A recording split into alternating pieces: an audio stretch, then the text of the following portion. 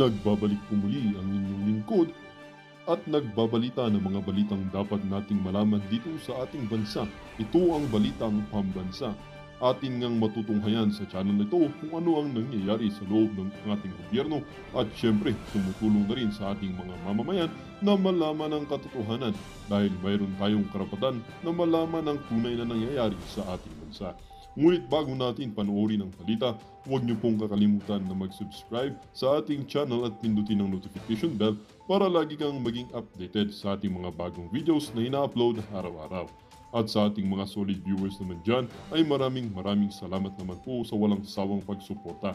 At syempre, huwag din pong kakalimutan mag-iwan ng like at i-share ang ating mga videos. At kung mayroon ka naman pang opinion, ang ating comment section ay bukas para sa inyong mga hinaing. Ito na nga mga kaibigan, ating panoorin ang buong video. Salamat po muli and God bless!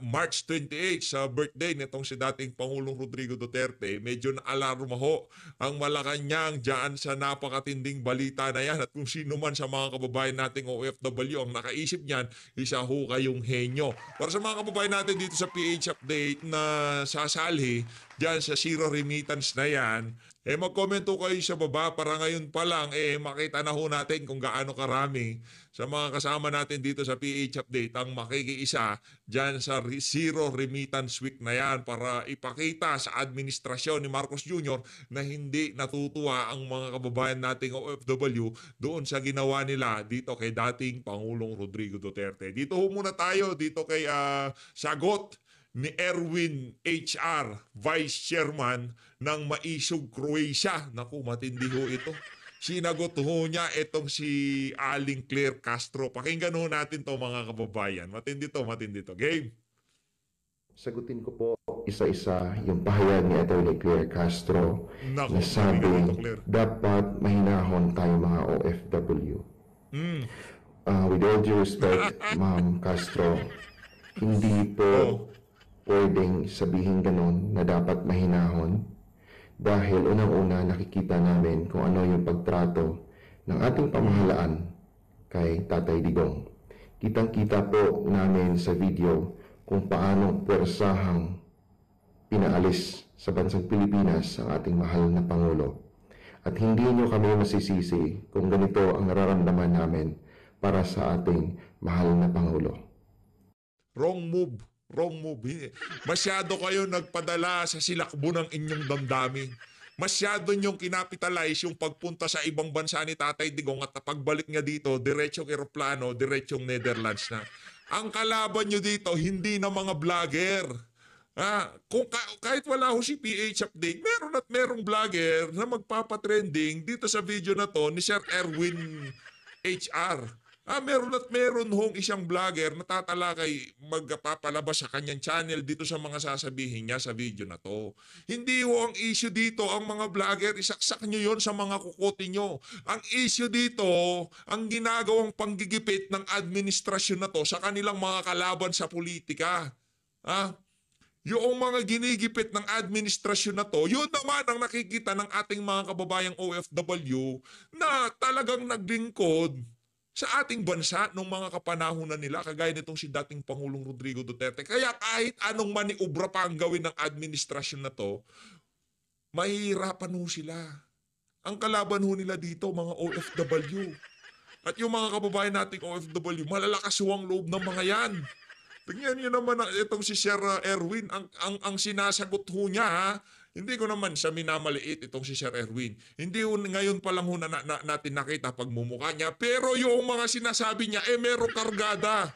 Nakukuha niyo ho ba mga kababayan? Yan ho, pagka nagsalita ang mga OFW, pinapakinggan ho yan.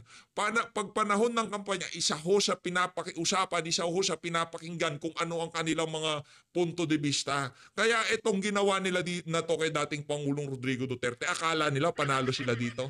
Isa ho itong, sa tingin natin, pihit ng tadhana para maipanalo itong mga senatorial candidate nitong si dating Pangulong Rodrigo Duterte.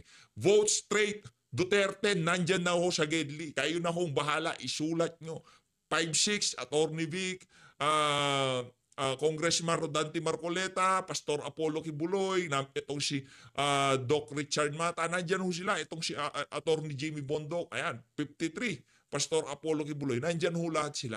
Lahat ng kandidato natin, ika nga, nakasalansan na dyan. 38 kong Dante. Tuloy ho natin. At pangalawa, sinasabi niyo po na mayroon po tayong batas na sinusunod. Tama po kayo, mayroon po tayong batas na sinusunod. But hindi po ba nararapat na doon lilipisin ang kaso ni Tatay Digong sa Pilipinas, doon sa bansa natin? Tama po ba? Tama din po ba na ipadala natin o isurrender natin si Tatay Digong sa mga banyaga when in fact we are not anymore a member of the International Criminal Court? I am not a lawyer, pero I can read and understand po. Sa sobrang kabangagan ng mga opisyal ngayon sa pamahalaan, pagka nakabanat sila ng pulburon, akala mo, pagka nagsalita sila, paniniwalaan sila, ganun-ganun na lang tatanggapin ng sambayan ng Pilipino yung mga trip nila. Hindi ho ganun gumagana ang mundo. Masakit mang sabihin, masakit man tanggapin para sa mga politikong kagaya ni Marcos Jr., yung pag-iisip nyo ho, kahit ano pang pilit nyong ipakain yan sa sambayan ng Pilipino, pagkamali yan, mali, hindi paniniwalaan, ganun lang ho kasimple yan. Ganun lang ho kasimple yan. Ang ano ho kasi ang mentality nitong mga napaka-confident na mga government official na to, akala nila kahit anong kabalbalang gawin nila, kaya nilang paikutin. Yung kagaya ng ginagawa ni Boying, kaya ho nilang pihitin. Kahit na gaano pa kamali yung kanilang pagrarason sa mga bagay-bagay na ginawa nila. Akala ho nila, mapapaniwala nila ang sambayan ng Pilipino. Yon ang miscalculation ho nila.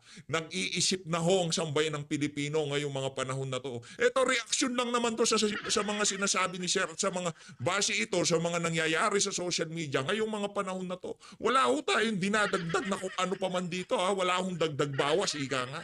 Kumbaga base sa mga kaganapan, sa mga sinasabi nila at reaksyon ng mga OFW ngayong mga panahon na to. Ito ho ang resulta ngayon. Hinahahain ko ho sa inyo. Masakit bang tanggapin, mapait mang lunukin para sa mga opisyal na to. Pero ang katotohanan ay hindi nyo mababago na dismayado ang mga OFW doon sa kabalbalang ginawa nyo dito kay dating Pangulong Rodrigo Duterte. Bring PRRD back. Ganun lang naman ho kasimple yun. Pangatlo, sinasabi niyo po na hindi lang gobyerno ang maapektuhan, kundi pati ang pamilya. Ma'am Castro, huwag niyo pong alalahanin ang aming mga pamilya. Kung magugutom sila or ano pa man ang mararanasan nila. Nag-uusap-usap na po kami na sa ganitong petsa from March 28 to April 4, hindi kami magpapadala sa inyo. So alam na po nila ang gagawin at handa po kaming magtiis para sa aming mahal na Pangulong Rodrigo Roa Duterte. From March 28 to April 4, magkakaroon ho ng malawakang matindihan at malupitang zero remittance para sa mga kababayan nating OFW. Di ho tayo naghihikayat dito, prerogative ho nila yan, desisyon nila yan, kung ano man ang naging arrangement sa kanilang mga kamag-anak sa Pilipinas, nasa sa kanila yan. Kumbaga dito, binibigyan lang natin ng reaksyon yung mga kaganapan sa social media.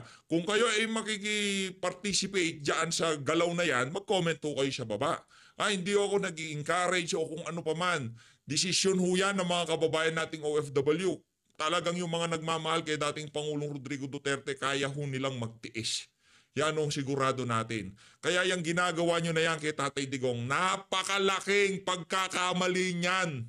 Claire Castro, sabihin mo kay Marcos Jr., mali ang ginawa natin na pinadala sa dahig si dating Pangulong Rodrigo Duterte. Napakalaking pagkakamali ho mga kababayan. Ngayon, hindi pa nag-uumpisa ang 2028 presidential election. Ika nga ni Boying Remulla, done deal na yan. Panalo na si VP Sara. Totoo. Real talk ha. Real talk, panalo na ho itong si Vice President Sara Duterte. Kung ngayong gaganapin, ngayong araw na to gaganapin ang presidential election, talo ho si Marcos Jr. Sa bagay, kahit ano pang kabangagang gawin nitong si Marcos Jr. Sa loob ng 3 taon mula ngayon, wala hong mababago sa totoo lang. Hindi na ho enough ang 3 taon para magkaroon ng proyekto, solusyonan ng mga problema ng Pilipinas o kahit pa paano maibsan yung mga problema na nararanasan ngayon ng ating mga kababayan. Kulang ho, 6 na taon nga, nabitin si Tatay Digong, tapos itong bangag na to, 3 taon, maaayos niya yung mga problema na yan. Malabo hong mangyari yun, mga kababayan. Kaya kampante lang ho kayo kung ano ang tindi ng suporta ng mga kababayan nating OFW dito kay Vice President Sara Duterte. Titindi pa ho yan pagka papalapit na ang 2028 election. At pagka in-impeach itong si BP Sara, tandaan nyo ho mga kababayan, lahat ng mga trumabaho dito kay BP Sara, markado na yan sa sambayan ng Pilipino. Tingnan natin, kaya nga itong senatorial election na to, medyo excite ho tayo mga kababayan. No? Talagang dito, nakikiramdam na yung mga assuming na magiging senator kung paano nila tatrabahuhin itong si BP Sara. Huwag kayong magkakamali. Huwag kayong magkakamali. Okay, ma-impeach niyo si BP Sara. Pero ano ba ang anong tawag dito? Ang magiging imahe nyo sa ating mga kababayang OFW at yung mga taga-suporta ng mga Duterte sa Pilipinas? Anong magiging imahe nyo? Pinagkaisahan nyo itong si Vice President Sara Duterte para maipwesto yung mga ambisyoso sa 2020. Naku, ang pangit naman ang tignan yun. Inimbestigahan nyo ang confidential fund itong si Vice President Sara Duterte, pero yung ibang mga government official na tumatanggap ng confidential fund, pinalampas nyo. Naku, ang pangit yung tignan nun. Hindi pa nag-uumpisa itong hearing na to, kahit na ano pang mga ebidensyang ilatag nyo, tapos na ho, ika nga, yung pananaw, yung paniniwala ng ating mga kababayang OFW at yung mga taga-suporta nitong si BP Sara, nitong si dating Pangulong Rodrigo Duterte, ika nga ni Boying, done deal na. Walang ginawang mali si BP Sara kahit ano pang ebidensyang ilatag nyo dyan. Pagka tinanggal nyo si BP Sara, isa lang ibig sabihin nun, dinidispatcha siya para hindi makatakbo sa 2020. Yun lang kadahilanan nun. Kasi ngayon, kung talagang gusto nyong, naku, mayayari tayo dito. Baka tayo makita dito sa video na to. Sige na nga, umpisa na ho natin ang ating pangalawang video dito sa video na to. Dito ho tayo kay Aling Claire Castro. Ito na, ano ba to? 30 minutes lang naman na tanungan to ni ating Claire, itong si Atching Claire. Pakinggan natin kung ano na naman mga kabalbalang pagsasabi niya dito sa press briefing na to. Game! Hi, Yusek. Good morning po. Morning po. Okay. Yusek, sa isang interview po kay ICC spokesperson Fadil Abdallah, he thanked the Philippine government for showing commitment to international accountability mechanisms, and they also urge all countries, including the Philippines, to join or rejoin the Rome Statute. So how does Malacanang want to respond to this statement from the ICC spokesperson? Opo, nagpasalamat po sila sa ating nagawa. Kung ang nagsalita mismo po ay mula sa ICC, ipinapalagay natin ang ating naging... Itong Ali na to, gusto niyang gusto niyang magmukhang intelihente sa social media, sa mga press briefing. Pero lumalabas yung kanyang katangahan, no? No, gusto niya yung tipo, yung the way na magsalita siya, the way na deliver niya yung mga sagot niya. Akala mo talagang intelihente yung mga sinasabi niya. Pero pagka hinimay mo, puro basura, anak ng toko. Ay, ang galingan nyo ho, yung pagsagot, yung laman ng mga sagot, yung mga delivery, wala kaming pakialam dyan. Mas maraming manunood sa inyo. Ayusin nyo yung linalaman ng mensahe, pero yung wala kaming pakialam dyan. Pakikipagtulungan sa Interpol at ang ating pag-i-implement ng ating batas ng RA 9851 ay walang nilalabag na batas. Sumasang-ayon ang ICC na ang pag-surrender natin sa dating Pangulong Duterte ay naaayon din sa kanilang batas o rules.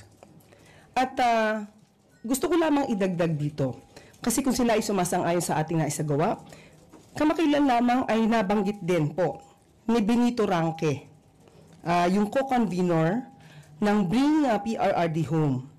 Siya mismo po ang nagsabi, and I quote, dito po sa news po na sinulat po ni Cheng Ordonez ng Daily Tribune. Ito ho, pinorward-forward na natin. Habang pinoforward-forward ho natin, bigla ho tayong nawirduhan dito sa press briefing na to. Bakit kailangan meron pang camera angle, anak ng tokwa?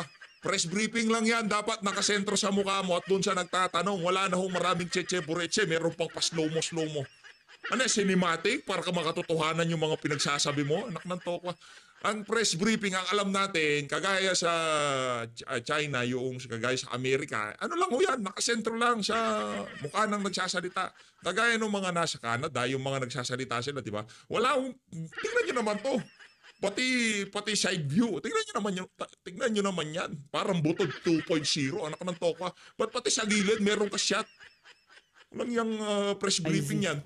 Oh, anak ng tokwa. Kakaloko ka, ha? Magandang hapon po, Yusek. May nilulunsad pong global campaign yung ilang grupo ng mga OFW po, particular yung Maisog Croatia sa Europa, kung saan ikakasa daw po nila yung Zero Remittance Week mula March 28 hanggang April 4. Matindi ho itong zero remittance sa nagaganapin sa 28. Mabilis yung balita na nakaabot sa Malacanang.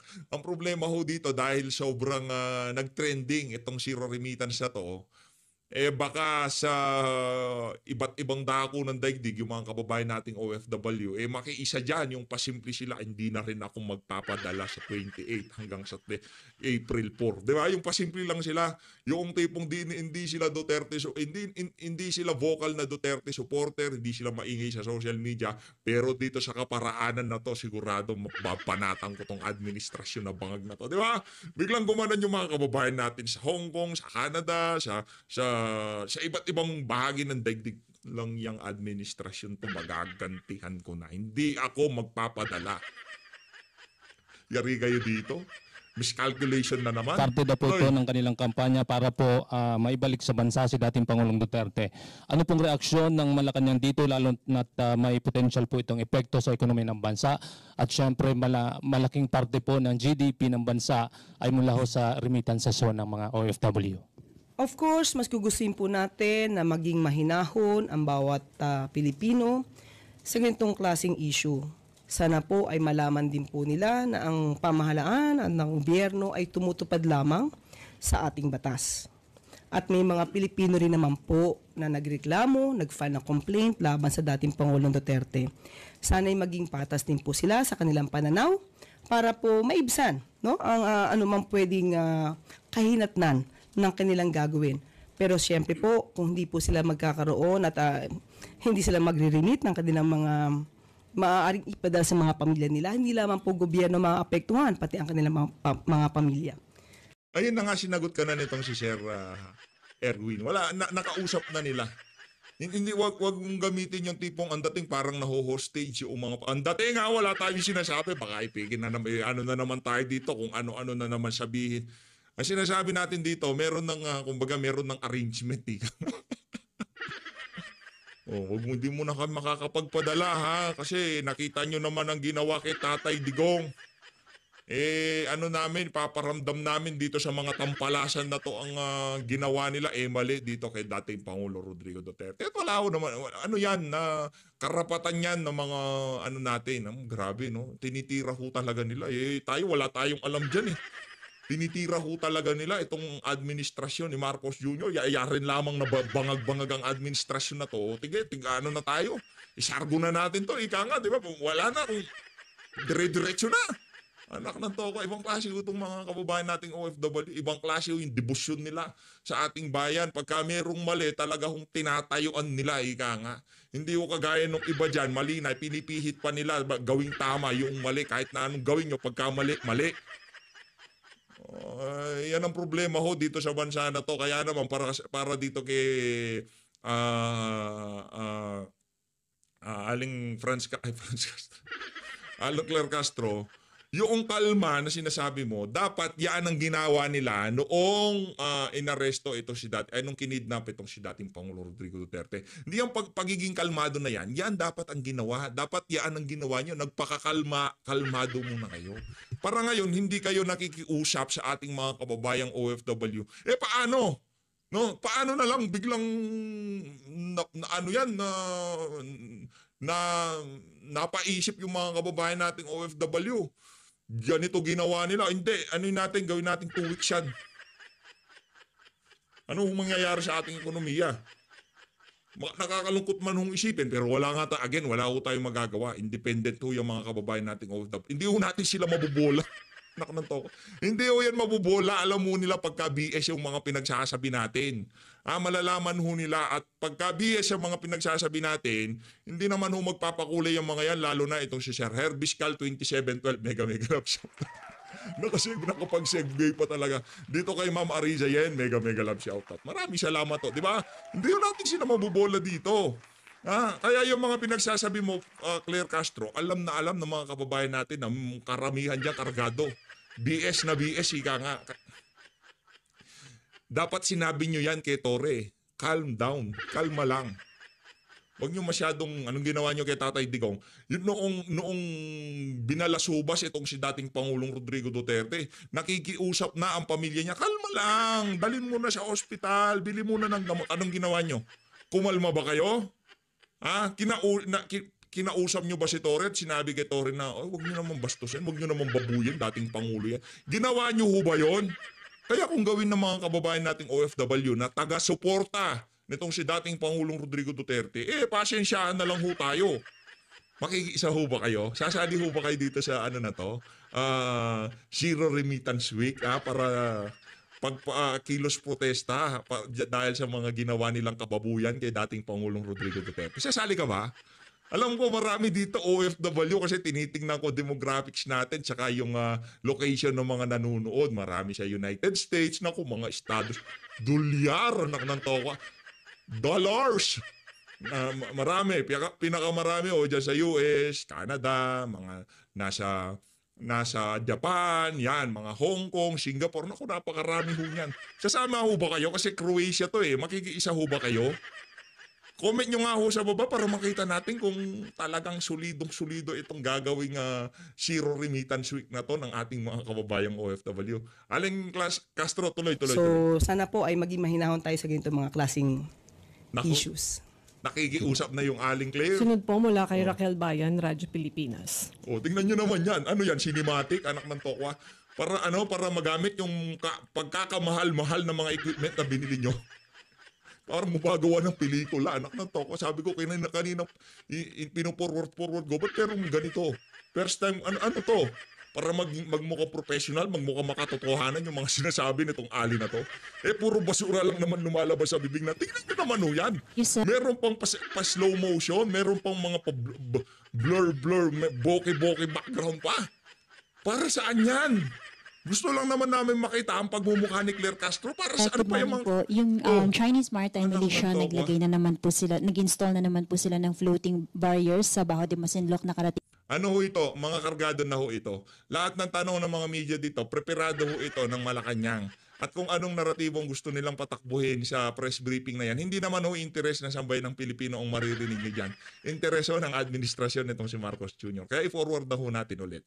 Ito, matindi dito. Pakinggan ho natin. Good afternoon po, Yusek. Yes po. Following the photo of the First Lady which went viral over the weekend for allegedly being edited, on Sunday evening she posted a new family photo like she usually does, and now netizens are... like she usually does, anak ng tokwa, yung nagtatanong pa lang, pinagtatanggol na yung First Lady. Ano pang aasaan nyo sa magiging sagot? Sila yung gaguod. Ewan ko lang pero ako ho mga kababayan, malayo pa lang ang kalokohan, naaamoy ko na ngayong mga panahon na to. Like she always does.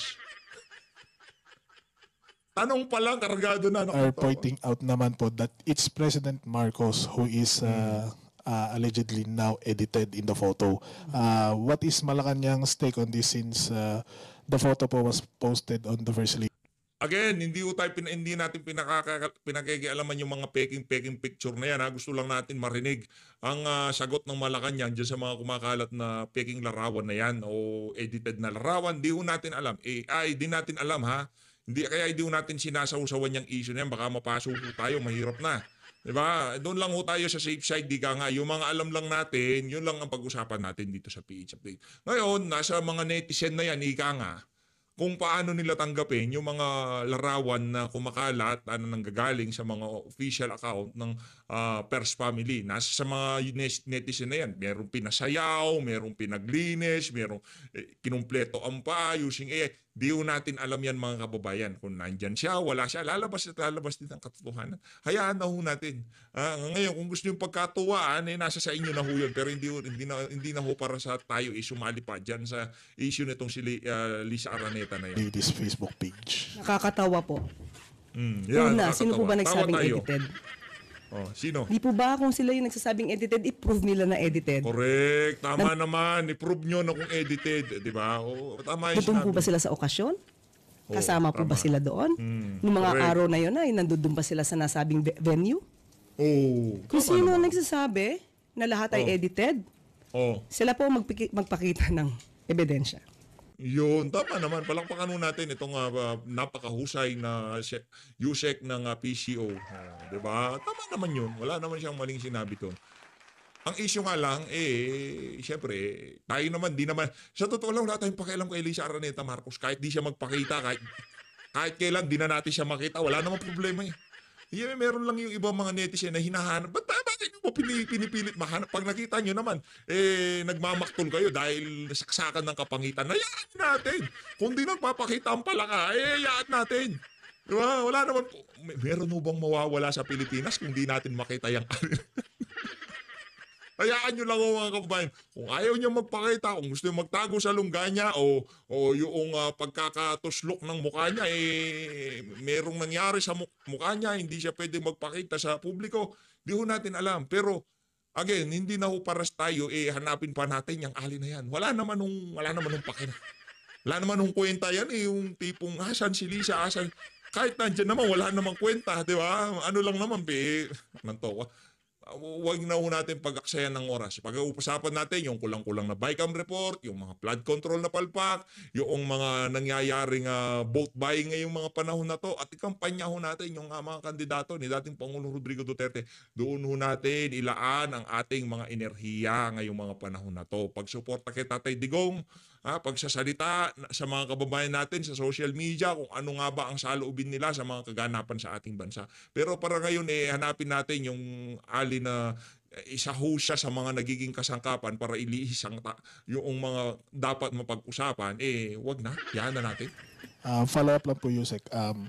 Is there any reports po na nakakarating sa inyo or kay President Marcos na they are being now targeted for fake news? Parang it's moving up na po to the family. Sino po ang target? Ako wala akong pinapakalat dito sa First Family. Doon lang tayo sa factual lang tayo dito. Yung maling pag-aresto kay Tatay Digong, maraming linabag ang administrasyon, yung napakatinding korupsyon na nangyayari ngayon sa ating bansa, yung paglipat ng pera ng pondo ng PhilHealth, kulang-kulang na BICAM report, doon lang ho tayo. Yun kasi, pwede na natin pag-usapan yun kasi pinag-uusapan na yun ngayong mga panahon na to. Pwede natin babaran yung mga issue na yun at magbebenepisyo ang sambayan ng Pilipino. Pero yung pagkakawala na yan at pagpapakalat ng fake news dito kay Bangag, wala ho tayong pakinabang dyan ng toko. Ano ngayon kung namagamo ka ni Lisa? Di ba? Ano ngayon kung di natin siya makita? Wala namang meron bang madadagdag sa Pilipinas? Wala ho. Meron bang mawawala sa Pilipinas? Wala rin ho. Ibig sabihin, walang kwenta yung mga tao na yan. Kaya wag na ho natin pag-usapan. Doon lang ho tayo sa walang humpay, napakatinding korupsyon, yung walang humpay na ayuda, walang direksyon ng ating bansa, kung lumalalang kriminalidad, lumalalang problema sa illegal na droga, issue ng PhilHealth, issue ng budget, yan ho ang problema natin. Yung ginawa dito kay dating Pangulong Rodrigo Duterte, yun ho, napakarami nating paksang pwedeng talakayin. Yang si Lisa, lubayan nyo na ho. Diba? Kung ayaw niya magpakita, nasa sa kanya na yun. The First Family po, any members like President Marcos and the First Lady? Ang tinatarget ng fake news? May nakakarating na po ba sa inyo na they are being targeted? I mean... Ever since. Tinatarget na sila ng fake news. Hindi ito bago. Simula nang hindi naging maayos ang pagtingin ni VP Sara sa pamilya Marcos, nag-start na po ang fake news. Simula daw. Paanong simula? Si VP Sara nga umalis na sa Department of Education dahil walang humpay ang pamumulitika ng administrasyon sa kanya. Simula nung ang may kasalanan pa anak ng tokwa. Kailan ka ba pinanganak, madam?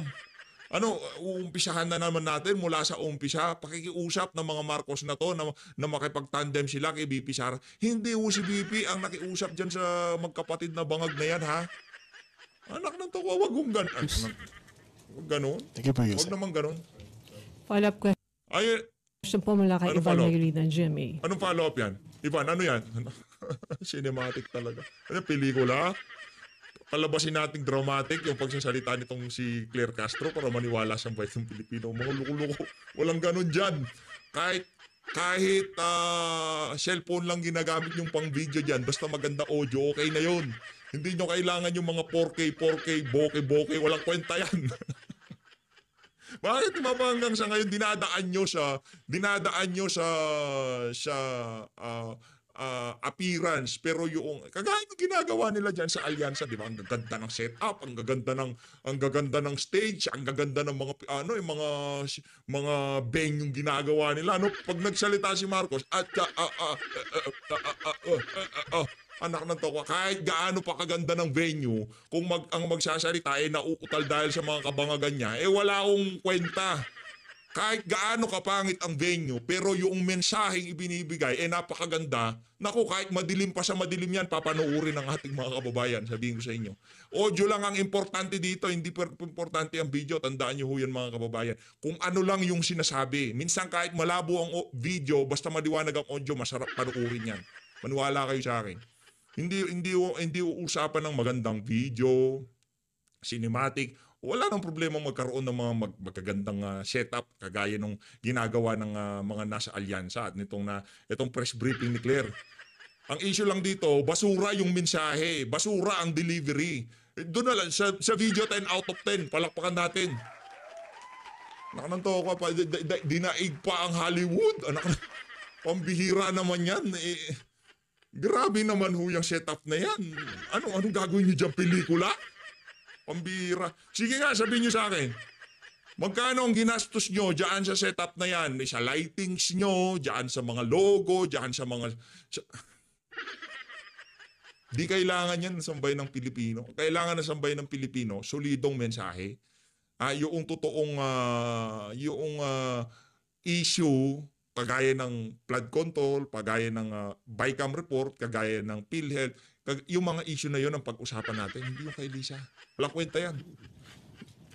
Yusek, is that an allegation that the fake news or whatever propaganda against the First Family is being... Grabe naman yan. Pagka niya papanoorin nila tong video natin na to, tatawagin nilang fake news to. Wala naman tayong sinasabing fake news dito. Totoo naman na, grabe naman yan. Hirap naman dito sa, ayoko na dito. Ang labo, no? Nagbibigay ka lang ng reaksyon doon sa ginagawa nila. Pero dahil taliwas yung inyong pananaw doon sa mga sinasabi nila, fake news ka. Wala naman tayong binabalita dito. Again, PH update, hindi ho balita to. Carried out by supporters of VP Sara. Kasi nabanggit nyo, since hindi na sila naging okay, saka po nagsimula yung pagtatarget sa First Family ng ganito mga negatibong posts. There is this study. Teka. Para balansehin natin. Nung hindi na naging okay, doon din nag-umpisa ang pagtatarget ng troll plus House of Representatives plus Senate dito sa mag-ama na to. Yun, hindi natin pag-uusapan yun. Yung pag-target lang ng mga taga-suporta nitong si Tatay Digong, mga nitong si VP, sa mga ginagawa ng amo mo, yun lang ang pag-uusapan natin. Di ba parang ang labo? Noong hindi sila naging okay, walang humpay na hearing, walang humpay na pagbira, lahat mga congressman, mga senador, dito kay VP Sara, yun, hindi natin pinag-uusapan. Ang importante lang dito, ang feelings nitong si Bangag, ganon. Ang feelings nitong mga Duterte, hindi importante, ganon ba yun? Made by Mr. Balbedina, a journalist. He made this study that there is this country with the network that really propagate negative news or info or misinformation. Ikaw, abogado ka, sabi mo, reporter ka, tandaan mo, alam mo naman walang good news na mabenta. Alin na to, oo. Lahat ng balita, lahat ng network, alam yan. Kung ang iyong binabalita good news, wala may gusto niyan. Pero tayo, marami tayong ibinabalitang good news dito kahit di pinapanood ng mga kababayan natin. Dahil tayo balanse dito. Pero dapat yung mga kagaya nitong si Franz Castro, yung mga ganyang klaseng litanya, hindi niya na sinasabi. Alam naman kahit ng mga mainstream media, pagka ang balita ay hindi kargado, hindi pinapanood yan. Kumbaga, hindi mabenta, bilasay ang mga ganyang klaseng balita. Alam nyo yan, ikaw matagal ka na sa media, alam nyo yan. Anong negative news, negative news? Specifically against the President. And favoring the Vice President. That's it. And what do... That's it. Alam mo talagang, grabe, galing ko. Galing ko doon. What do we make of that statement of yours, Yusek? Are we Pati sila nalalabuan. Ano bang gagawin namin doon sa statement mo na yon, Aling Claire Castro? Parang labo, para sa inyo? directly accusing the Vice President or the Duterte family as being behind? I am not accusing propaganda. anybody. But a lot of people are propagating misinformation against the Nako. President and the country. Mali. Doon sa ginawang pag-aresto kay Tatay Digong, maraming nalabag. Base pa lang doon sa nangyaring hearing diyan sa Senado. Nakita ng mga kababayan natin kung paano nakiusap ang pamilya. 80 years old, naging dating presidente, pero hindi pa rin pinagbigyan. Yung diffusion notice, hindi naman pala, kumbaga, pwede nating tanggihan o pwede nating sabihin na, teka lang, diffusion notice, iharap muna namin sa aming local courts para yung proseso, wala tayong lalampasan. Pwedeng gawin yun, pero hindi ginawa. Ngayon, kung ang sinasabi ng mga tao sa social media, regarding dun sa mga nangyari nung inaresto itong si dating Pangulong Rodrigo Duterte, kung yung pinag-uusapan sa social media, yung kulang-kulang na BICAM report, hindi nyo pwede sabihin na nagpapakalat ng misinformation. Kasi yung mga facts, nailatag na. Yung mga facts nakita na ng ating mga kababayan. Wala kayo sa lugar para sabihin sa ating mga kababayan kung ano ang dapat at hindi nila dapat isipin. Kung ano yung mga nangyayari sa administrasyon na to, na ito ang isipin nyo, yan ang totoo yan. Hindi ganun gumagana ang demokrasya. Okay? Hindi ganun. Hindi porket yung isang gumagamit na social media, merong isinare na isang article o isang balita na kung saan tapos kinomentuhan, ganito yan, ganyan yan, hindi ako naniniwala dyan. Hindi kayo para sabihin doon sa isang tao na yon na nagpapakalat siya ng misinformation o kung ano pa mang peking balita. Karapatan ng bawat Pilipino na ibigay ang kanyang saloobin sa mga maiinit na kaganapan sa ating bansa. At kung paborman to sa mga Duterte o against sa mga Duterte, tayo dito mga taga-suporta ng mga Duterte, tinatanggap po natin na tao sa ating loob yun. Ang problema, itong mga iyakin na to na kagaya ni Claire Castro. Yung mga ordinaryong Pilipino na nagsasalita, pinupuna ang mga ginagawa ng administrasyon, pinapalabas nila na nagpapakalat ng fake news, misinformation, disinformation o kung ano pa mga kabalbalan yan. Hindi porket hindi lang base dun sa naratibong gusto nyong takbuhin ng mga nangyayari ngayong mga panahon na to, ganun nyo na tawagin yung ating mga kababayang OFW. Yan ang problema. Diyan kayo nabutasan. Diyan nabuisit ang mga kababayan natin. Kaya ngayon magsasagawa sila ng zero remittance sa March 28 hanggang April 4. As always, maraming salamat sa pagsuporta sa PH Update. Hindi na natin pag-aaksaya ng ilang segundo itong si Claire Castro dahil wala naman tayong matinong maririnig dito sa alin na to. Mag-ingat kayong lahat. Mahalin natin ang Pilipinas. Pero, meron akong inayunan doon sa